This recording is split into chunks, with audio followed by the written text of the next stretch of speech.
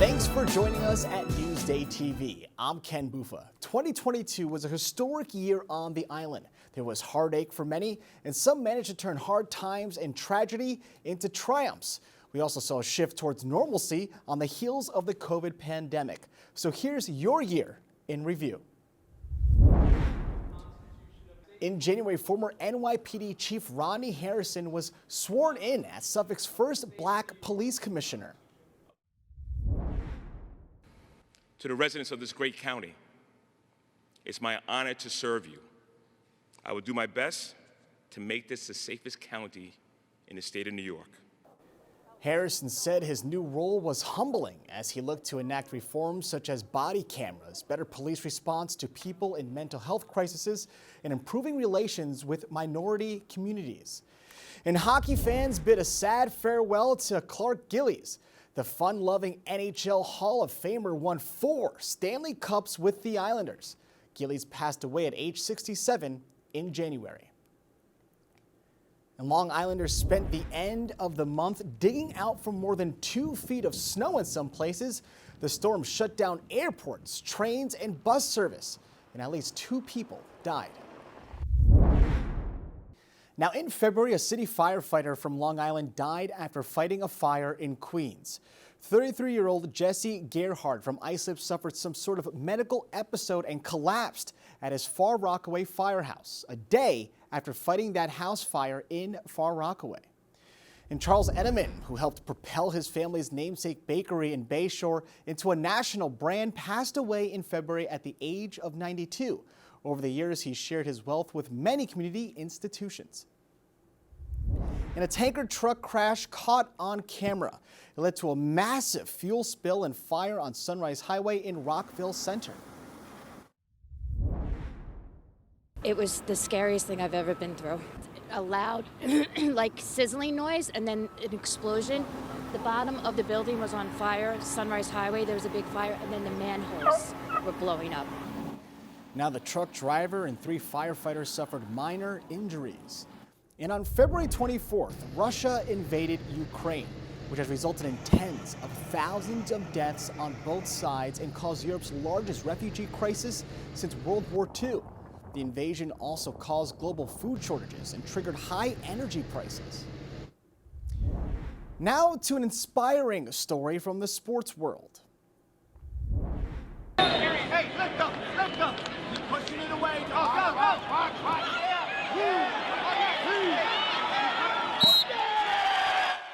Long Beach's Dunia Sibumana won the state wrestling championship. The 8th grader pinned the top seed in the 102-pound class to capture the title in Albany. At 6 years old, Sibumana survived the chimpanzee attack in his native Congo. I was just going to be a regular kid, but that's not what happened. Sibumana has become the 17th state champion in Long Beach's wrestling program. Now, in March, a Babylon High School teacher was accused of raping a student. Timothy Harrison was charged after a former student claimed she had a sexual relationship with a special ed teacher and coach at Babylon Junior-Senior High School. Authorities say it happened in 2013 when the victim was 15 years old. And Will Smith creating real-life drama at the Oscars with the slap heard around the world. It was during the live telecast of the 94th Annual Academy Awards when the actor walked on stage and smacked comedian Chris Rock in the face. Now, Rock had just made a joke about Smith's wife, Jada Pinkett Smith, and Smith is now banned from attending the Oscars and other Academy events for 10 years. Irish eyes once again smiling on Long Island.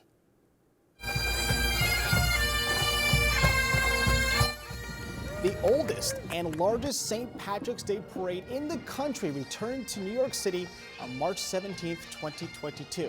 St. Patrick's Day parades also stepped off from New Hyde Park to Montauk.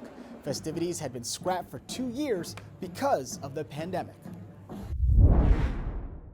Now in April, a federal judge sentenced former Nassau County Executive Ed Mangano and his wife to prison. Mangano was given a 12-year sentence after being convicted of federal corruption charges. His wife Linda was given 15 months in prison after being convicted of lying to the FBI. And heartbreak for a Long Beach family. Laser LaPena died while playing in a Little League game. The fourth grader suffered an epileptic seizure after hitting a baseball and running to first base. Now, just 2 days before his death, LaPena celebrated his 10th birthday. A park in the town of Hempstead has been named in his memory. And in April, we lost another Islanders legend. Mike Bossy, the Hall of Famer who played a key role in the 4 consecutive Stanley Cup championships in the 80s, died after a battle with lung cancer. Bossy was 65 years old. And there was a historic event in the nation's highest court. Ketanji Brown Jackson was confirmed as a Supreme Court justice. She replaced Justice Stephen Breyer, who retired. The 51-year-old is the first black woman to sit on the high court. Now, in May, we saw the release of the chaotic 911 call Shannon Gilbert made before vanishing back in 2010. Somebody asking me. Somebody is harassing you? Asking me. Who? Hey, Trace Ariane. Let me talk to him. Now, Gilbert's disappearance led to the discovery of 10 sets of human remains along Ocean Parkway. Police are still searching for the killer or killers responsible. And later in the month, 3 women were killed in a crash near the inn at New Hyde Park after leaving a family member's Sweet 16 birthday party. Cops say the car they were riding in was hit by a drunk driver.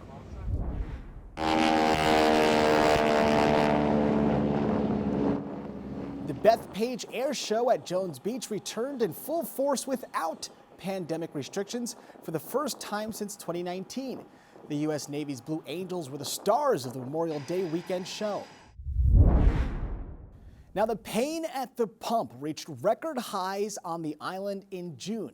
And according to AAA, for the first time ever, the average price of a gallon of regular gas here on the island topped $5, and that was despite the suspension of the state and county fuel tax. And it's not just gas we were getting squeezed at. The grocery store was pretty rough too.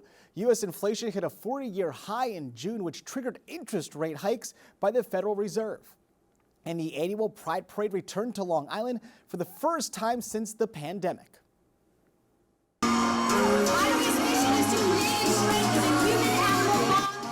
Participants marched down Main Street in Farmingdale Village. It's a wonderful celebration. We were having lots of fun. Thousands came out for the 32nd Pride Festival organized by the LGBT network of Long Island. On July 1st, Suffolk County confirmed its first case of monkeypox. The outbreak rattled the island over the summer. It created yet another public health crisis following the COVID-19 pandemic. In fact, Suffolk County rolled out a monkeypox vaccination campaign, which kicked off on Fire Island. And it was the summer of the shark. There were at least 6 confirmed shark attacks and several sightings. Here's how one surfer described his encounter. Knocked me off my board. I realized it was a shark. I jumped back on my board and it swam underneath me and just gave it a good slap on the other side. Turned to the beach and just paddled as hard as I could, and thankfully there was a wave right behind it, just broke behind me, just took me all the way in. Now the sharks prompted officials to step up safety patrols at beaches across the island. And the governor made an announcement that many parents and school children had been waiting for. Right now, everybody's going to ask about, are kids going to need tests or masks in schools? This was a big issue last year. Right now, we're saying they don't. Governor Hochul saying kids would not be forced to mask up anymore. The state's return to school strategy was focused testing, vaccination, and boosting. And 2 Long Islanders received the Presidential Medal of Freedom. One was a priest who counseled presidents. The other was the nurse who was the first American outside of testing trials to receive the COVID-19 vaccine. The pastor works at the Dormition of the Virgin Mary Greek Orthodox Church of the Hamptons in Southampton, and the nurse is a critical care nurse from Port Washington. And the FBI searched for President Donald Trump's Mar-a-Lago resort in Palm Beach, Florida. Now, it was part of an investigation into the handling of presidential documents, including classified documents. And a deadly fire in Noyak killed 2 sisters from Maryland. Southampton town official told Newsday an outdoor kitchen at the illegal rental was likely the cause. Jillian and Lindsay Weiner, ages 21 and 19, were vacationing at the home when the fire began. And the Suffolk DA announced plans to retry the woman who killed an anti-gang activist. A state appeals court overturned the 2020 conviction of Anne Marie Drago, citing prosecutorial misconduct. Drago had been found guilty of criminally negligent homicide for running over and killing Evelyn Rodriguez in 2018 in Brentwood. And a group of Little Leaguers from Massapequa captured the hearts of the island. Massapequa Coast became the first Long Island team since 1978 to reach the Little League World Series. I'm kind of sad that I'm leaving Williamsport and I'll have to end still soon, but at the same time, I'm happy I get to come home and see all my friends and family. The 12-year-olds' magic season came to an end when they were eliminated by the team from Pennsylvania. A cyber attack left Suffolk County scrambling to rebuild its computer systems. The county says it was hit by a ransomware attack on September 8th. The attack crippled the county's computer operations, and officials later admitted the personal information of many county residents and workers had been compromised. And a tornado tore through part of the North Fork. The September twister damaged a gym roof, the tennis courts, and a scoreboard at Mattatuck Junior-Senior High School. The tornado also took down trees and power lines across the community. Also in September, Long Islanders and people around the world paused to reflect the legacy of Queen Elizabeth II. The monarch died at 96 years old after sitting on the throne for more than 70 years. I've been in the United States for 5 years, 54 years old, lived in the United Kingdom 49 years. All I know is the Queen. You know, someone who's been in power 75 years, all of my life I've only known Queen Elizabeth. So she's been quite a big part of my life. Now, in the beginning of October, hundreds of mourners lined the streets of Brookville to honor a fallen first responder. Veteran FDNY Lieutenant Allison Russo was stabbed to death in what cops say was a random attack in Queens. The 61-year-old paramedic from Huntington was promoted to captain after her death, and her accused killer was arrested. And hospitals and pediatricians' offices across Long Island started seeing a surge in cases of RSV. The respiratory virus can cause serious illness in young children and in infants. Experts say COVID-19 pandemic restrictions, including masking and social distancing, had limited the usual spread of RSV in recent years. And an East Northport dad shot and killed while visiting his son for family weekend at Marist College. Police say Paul Cutts was gunned down in the lobby of a hotel in Poughkeepsie. 2 homeless men, who authorities say did not know the victim, are both facing charges. Then came the 10th anniversary of Superstorm Sandy, considered to be the most damaging storm in Long Island's history. It caused historic flooding and beach erosion like no one had ever seen before. 13 Long Islanders died. Much of the island lost power and entire neighborhoods were destroyed. The water went over the car, over the minivan, and up the porch and into the house. Now, Sandy caused tens of billions of dollars in damage. Now, in November, a conviction in a case that's haunted many Long Islanders. A father on trial for murdering his 8-year-old son, Thomas Valva. Charging the defendant, Michael Valva, with the crime of murder in the 2nd degree. Guilty. A jury convicted former NYPD officer Michael Valva for 2nd-degree murder. Valva forced Thomas and his other son Anthony to sleep in a freezing cold garage. Thomas died from hypothermia. Since January 17th of 2020, our thoughts and prayers have been with Thomas and Anthony Valva and everyone who loves those boys. So we are gratified by the verdict. Valva was sentenced to 25 years to life in prison in December. His former fiancée is also set to stand trial for murder. And a jury convicted Tyler Flack of Lido Beach of murdering an Oceanside High School senior. Prosecutors say Flack stabbed 16-year-old Cassine Morris to death during an after-school brawl in 2019. Flack faces 25 years to life in prison when he's sentenced. And now to Election Day. Governor Kathy Hochul did something that no other woman has done before in New York.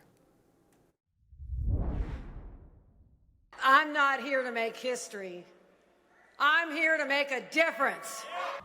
Hochul beat out Republican challenger Long Island Congressman Lee Zeldin to become New York's first elected female governor.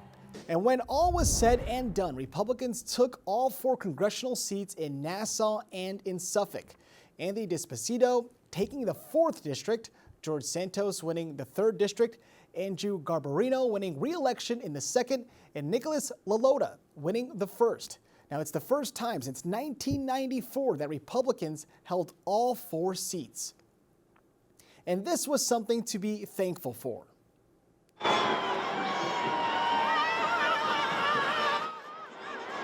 More than 3 million spectators lined the streets of Manhattan for Macy's Thanksgiving Day Parade. Now, it returned after fans faced COVID-19 restrictions last year.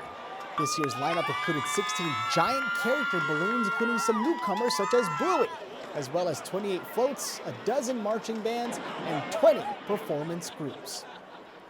And St. Anthony's football team brought home Long Island's first state football championships. The Friars scored 4 touchdowns in the final 13 minutes of the game to erase a 20-point deficit and produce a wild 27-20 comeback, winning over St. Francis of Buffalo. They won the CHSAA Class AAA state crown.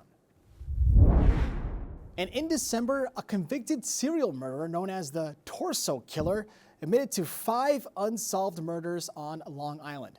Richard Cottingham pleaded guilty to strangling dance teacher Diane Cusick outside Green Acres Mall in 1968. He also admitted to murdering 4 other women in the 70s. Nothing can bring back our mom, but we feel like, somehow she knows that justice has been served. We all got some closure today. Cottingham was sentenced to 25 years to life behind bars for Cusick's murder. He's serving multiple life sentences with 17 murders now attributed to him. And a veteran FDNY firefighter from Islip was killed in the line of duty. 47-year-old William P. Moon II suffered a serious head injury after falling about 20 feet while preparing for a drill at his firehouse in Brooklyn. The married father of 2 had been on the job for 20 years. In a heartbreaking story in Holtsville, 3 teens were killed in a single car crash on December 21st. Cops say 16-year-old Jem Ganesh of Holtsville was driving with a learner's permit on Nichols Road when he crashed into a wooded area. Ganesh and his 2 passengers all died. And a reminder that the pandemic is not totally behind us yet, because according to the data from the State Health Department, Long Island was home of the highest weekly COVID-19 reinfection rates in New York in December. And the Yankees re-signed star slugger Aaron Judge. The deal is to bring the AL MVP back to the Bronx for 9 years with a payout of $360 million. Judge hit an AL record of 62 home runs last season. The team also named him captain. And the Mets' off-season spending spree continued. They signed superstar Carlos Correa for $315 million over 12 years. The Mets also signed several other big-name players, including pitcher Justin Verlander. Now, Happy New Year from all of us at Newsday TV. And for breaking news, exclusive Newsday in-depth coverage, and all you need to know to enjoy Long Island, check out Newsday.com. I'm Ken Bufa. Thanks for watching.